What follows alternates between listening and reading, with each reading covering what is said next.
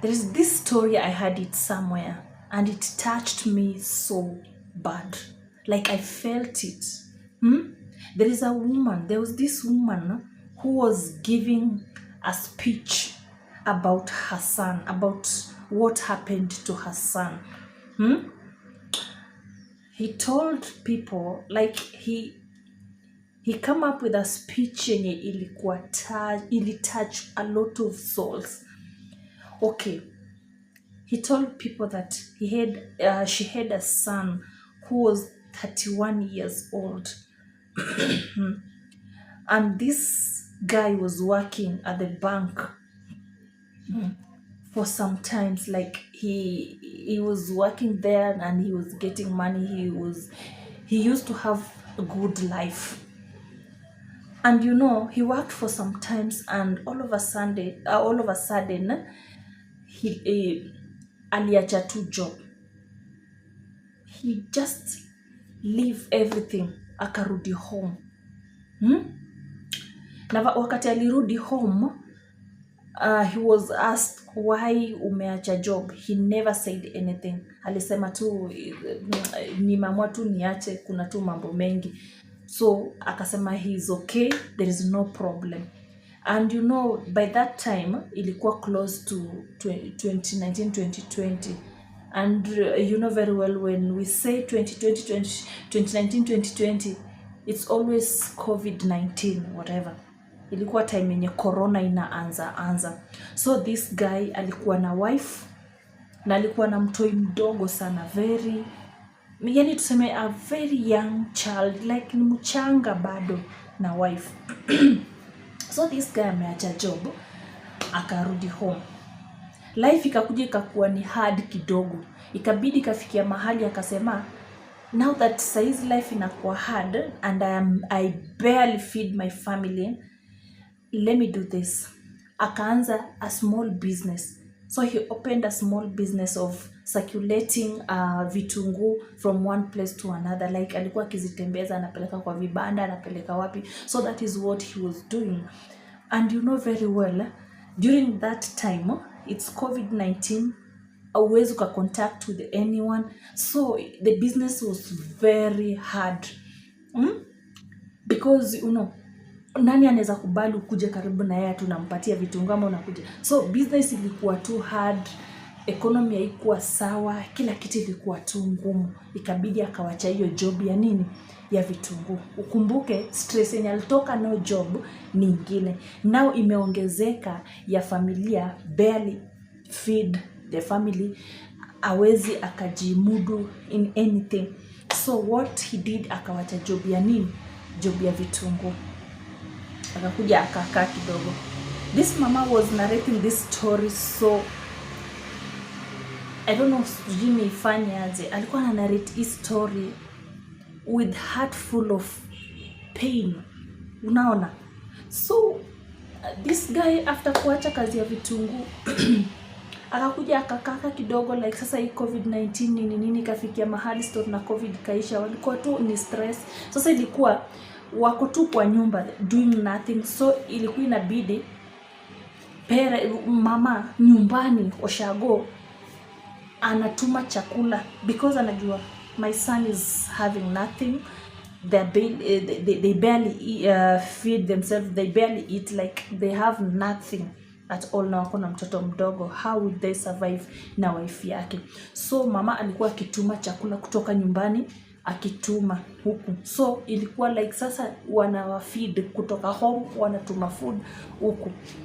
Ile yenye tu fresh food from hizo shamba. Unajua Shago chakula iwezi kosa kwa sababu people wanaenda shamba wanalima chakula. Unaona? So ilikuwa ni hivyo. Ikafikia mahali this guy kijana akasema, kwani mamangu atanifeed hadi lini? This pain is too much and this one is too much for me to bear. Let me do this. Akatafuta job. Ikafikia mahali akatafuta job, akapata job Mombasa. So hiyo time COVID nini kafikia mahali, so at least people can move from one place to another, they can go look for whatever, unaona. So akapatanga job Mombasa because alikuwa qualified to everything. Wakati alipata job Mombasa, akaambia mama yake, sasa mom, you'll not feed us anymore. So mimi ndio nitakuwa sasa na feed na familia yangu. So this guy maisha ikakuja ikakuwa poa. So life changed all of a sudden. Akawa sasa anaweza akalisha familia, anaweza akafanya kila kitu that is needed. Yani he was full of joy and everything because he had money. Alikuwa akitumia madhe nyumbani, madhe anasaidika mahali nini vitu kama hizo. Familia ikawa iko sawa, iko at least stable. Alikuwa at least financially stable, account inasoma kitu, unapata. So ikafikia mahali everything is just okay, unaona. Na kwa Mombasa mama sasa tena akasema story. Kwani tena nasahau story? Nasahau story ilifikia wapi? So ikafikia mahali sijui tena akaacha job. I don't know, sijui tena kama ni job ndaliacha ama tena kuliendaje. Ujue sasa ilibidi ahamishe familia mpaka Mombasa. So anaishi na familia yake Mombasa. So venye wanaishi huko ilifikia mahali sijui nini li happen hapo katikati, bibi akaondoka akaenda. Ikafikia mahali mama yake there is no communication and everything, unaona. Hakuna venye anaweza, ilikuwa sijui ni Mombasa ama bibi alikuwa ni huku Nairobi ama ni wapi, something like that, kati ya hizo two towns. Bibi akaenda. This guy tena aliacha job ya huko Mombasa, by the way aliachanga job akarudi nyumbani. I think alikuwa Mombasa job, akawacha job huko tena akarudi wapi? Akarudi huko. I think ni Nairobi tu hapa. Sasa si akarudi huko. Na mama yake ni mtu alikuwa anaishi sijui side za Murang'a ama ni Karatina, something like that, kitu kama huko. So alikuwa anaishi Nairobi lakini job alikuwa mpata Mombasa. So alikuwa anatumanga doa na cater for family na everything, na cater for everything kwa familia yake. So ikafikia mahali tena pia job huko sijui ni kama ilisha ama ni nini, akarudi nyumbani kwake huko. Na unajua wakati sasa alikuwa anashindwa sometimes tena sijui ni kama kwa anaweza tena kulipa sijui whatever bills zinahitajika. Bibi akaenda na mtoto akawachana naye. Sasa vile aliwachana naye kijana si amerudi ako home. Ikafikia mahali madhe sasa mama alikuwa na communicating na kijana yake, ako jovial, ako tu sawa. Ikafikia mahali communication ikastop, ikacut. There is no communication, akijaribu kupiga simu shikwi nini, yani things zikaenda tu south all of a sudden. So mama akashikwa na ile wasiwasi, like unajuanga uchungu wa mwana mwenye anajuanga ni mzazi. So ikafikia mahali mama yake akadecide, let me do this, let me go and check on my son, what is going on. Akakuja direct, unajua from sijui ni Karatina ama ni wapi Murang'a, think 2 hours kufika paka hapa Nairobi. Akafika akaenda direct by the way alikuwa hapa Nairobi, kijana mwenye alikuwa anaishi side za South B. Nakumbuka story nikiambia wase. So alikuwa anaishi South B. Akatoka mama yake akatoka huko direct mpaka South B place so kijana yake alikuwa anaishi. Kufika hapo South B akaenda direct kwa nyumba. This guy mama could not be able to understand what is going on na hangeweza kubea, like alishtuka. She was mesmerized by what she saw. Alifika kwa nyumba akaenda direct hadi bedroom. Bibi alienda akaenda direct paka bedroom. She could not believe her eyes what she saw. She found her son lying down there, helpless, lifeless, like hakuamini. Hakuamini what is going on. Kukimbia kuenda kusaidia kijana yake. Kufika kijana, it's like the guy was trying to, alikuwa na struggle na kitu.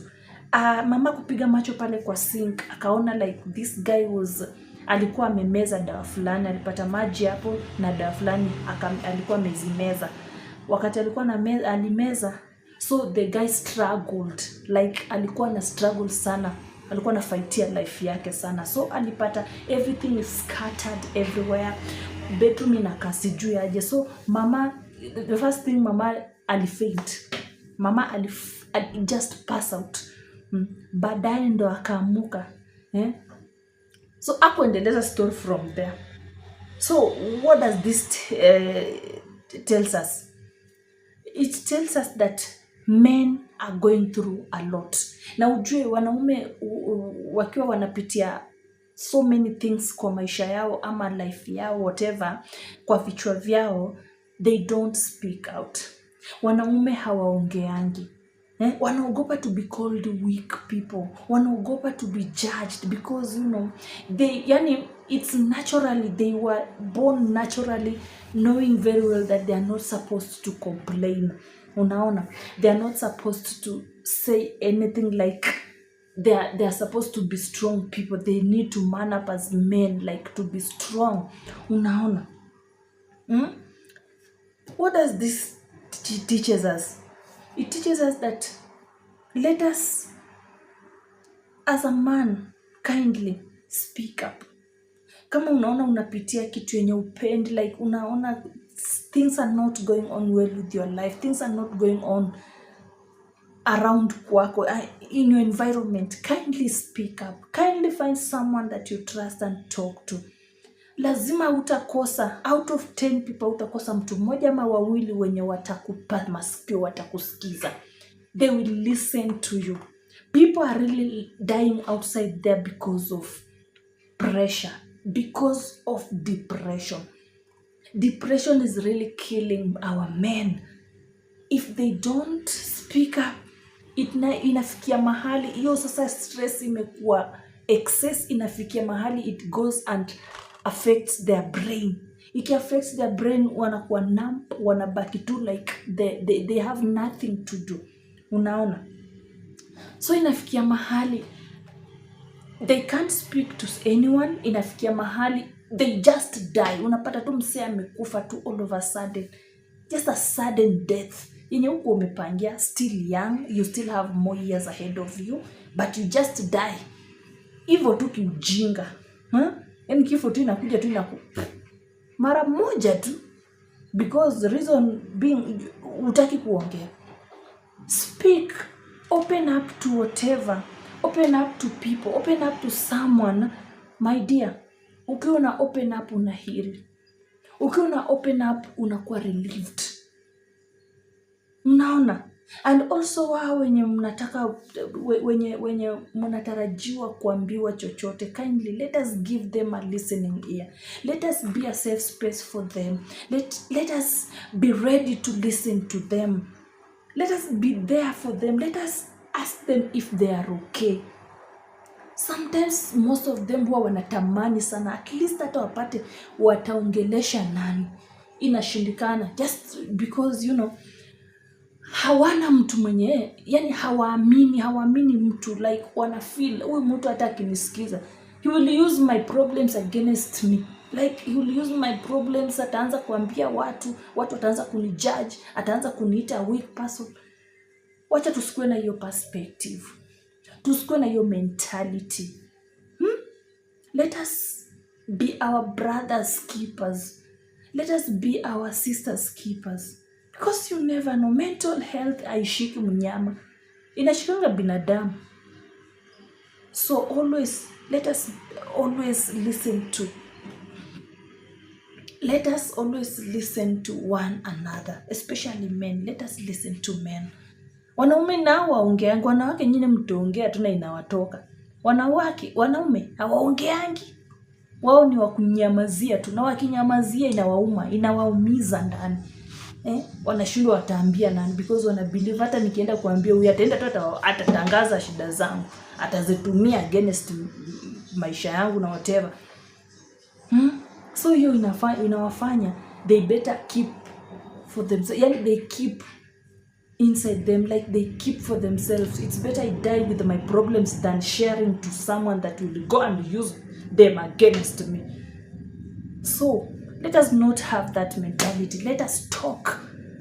Let us not lose these men.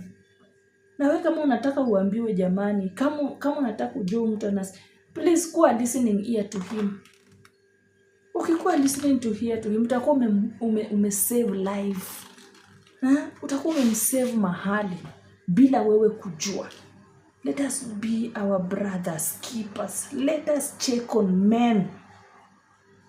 Like I always say, this is Men Mental Health by Liz as your host always.